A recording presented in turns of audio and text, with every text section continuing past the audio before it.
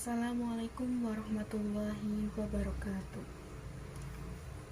Saya, Yasinta Indah Agustin, dengan NIM 2411003546 akan mempresentasikan mengenai landasan filosofis, landasan sosiologis, serta landasan psikologis pendidikan dengan mata kuliah Manajemen Pendidikan yang diampu oleh Bapak Dosen Dr. Miftahul Rizik SPD MPD. Baiklah, langsung saja memasuki yang pertama, yakni landasan filosofis manajemen pendidikan. Landasan filosofis pendidikan adalah seperangkat prinsip dan nilai yang menjadi dasar penentu tujuan pendidikan, kurikulum, metode, serta pola manajemen lembaga pendidikan. Landasan filosofis manajemen pendidikan merujuk pada nilai, pandangan hidup, dan prinsip filosofis yang mendasari sebuah proses perencanaan, pelaksanaan, serta evaluasi kebijakan pendidikan. Filsafat berperan menjelaskan dasar pengambilan keputusan sehingga manajemen pendidikan tidak semata bersifat teknis, tetapi juga nilai dan etika. Landasan filosofis manajemen pendidikan adalah dasar pertimbangan yang bersumber dari cabang filsafat, epistemologi, ontologi, dan aksiologi yang digunakan untuk memahami, merancang, serta mengarahkan di dunia pendidikan. Melalui metode filsafat, manajemen pendidikan mendapatkan pedoman dan arah tujuan sehingga pengelolaan pendidikan hanya fokus pada aspek teknis tetapi juga nilai-nilai kemanusiaan. Kedua adalah landasan sosiologis pendidikan dalam perspektif sosial.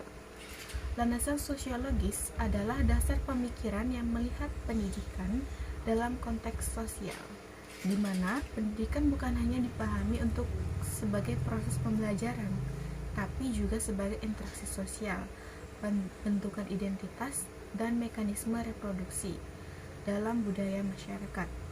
Dengan kata lain, pendidikan merupakan bagian dari sistem sosial yang saling berkaitan seperti instansi lain seperti keluarga, ekonomi, dan juga politik. Landasan sosiologis pendidikan menunjukkan bahwa pendidikan tidak dapat hanya dipahami hanya sebagai proses mengajar di sekolah, tetapi juga fenomena sosial yang kompleks. Pendidikan dipengaruhi oleh struktur sosial, kelas, ekonomi, budaya, serta dinamika kekuasaan. Namun, pendidikan juga mampu menjadi motor perubahan sosial. Dengan memahami kerangka sosiologis ini, kita dapat menyusun kebijaksanaan pendidikan yang bukan hanya efisien, tetapi akademis secara adil, secara sosial, dan relevan dengan kebutuhan masyarakat. 3. Landasan psikologis dalam pengelolaan pembelajaran. Pendidikan selalu melibatkan dimensi kejiwaan manusia. Oleh karena itu, landasan psikologis memegang peranan yang penting dalam bidang pendidikan, di mana secara umum landasan psikologis dalam pendidikan terutama berfokus pada pemahaman manusia, terutama dalam proses pengembangan proses belajar. Landasan psikologis juga merupakan pemahaman yang berkaitan dengan aspek kejiwaan peserta didik dan menjadi faktor kunci kesuksesan pendidikan. Dalam konteks ini, psikologi menyediakan informasi dan pemenuhan kebutuhan mengenai kehidupan pribadi manusia secara umum, serta gejala-gejala yang terkait dengan aspek pribadi tersebut.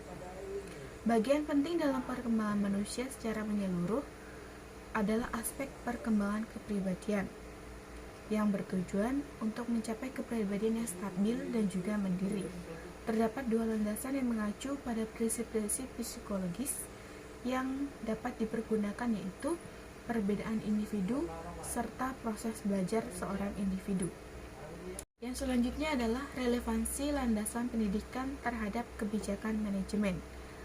Landasan filosofis memberikan arah dan nilai dasar bagi pendidikan, seperti pandangan tentang manusia, pengetahuan, moral, dan tujuan hidup. Relevansi terhadap manajemen pendidikan adalah yang pertama adalah menentukan visi, misi, dan tujuan lembaga pendidikan. Yang kedua, menuntun gaya kepemimpinan yang humanis dan beretika. Yang ketiga, membentuk kultur organisasi pendidikan yang demokratif, inklusif, dan berkeadilan. Selanjutnya, landasan sosiologis menekankan bahwa pendidikan harus selaras dengan realitas sosial, kebutuhan masyarakat, budaya lokal, dan dinamika sosial. Relevansi landasan sosiologis terhadap manajemen pendidikan adalah mengarahkan sekolah agar sensitif terhadap isu kesenjangan sosial, budaya, gender, dan juga teknologi. Selanjutnya menjadi dasar kebijakan kolaborasi sekolah dengan orang tua, industri, masyarakat, dan juga pemerintah. Yang selanjutnya adalah landasan psikologis berkaitan dengan karakteristik pembangunan manusia, cara belajar, motivasi, perbedaan individual. Relevansinya landasan psikologis terhadap kebijakan manajemen adalah menjadi dasar pembuatan aturan sekolah yang memperhatikan kebutuhan perkembangan peserta didik, serta menentukan kebijakan asesmen yang adil dan tidak merugikan siswa. Yang kelima adalah analisis dampak landasan pendidikan pada pengambilan keputusan. Ada beberapa dampak dari landasan fisiologis, sosiologis, serta psikologis. Di antaranya adalah menentukan nilai dan tujuan pendidikan, membentuk prioritas dan etika dalam memahami keputusan.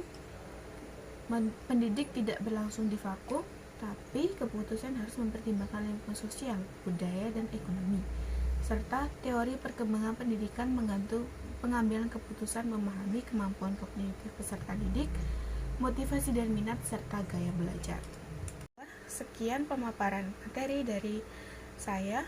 Apabila ada kesalahan dalam pengucapan dan perkataan, saya mohon maaf. Saya akhiri. Wassalamualaikum warahmatullahi wabarakatuh.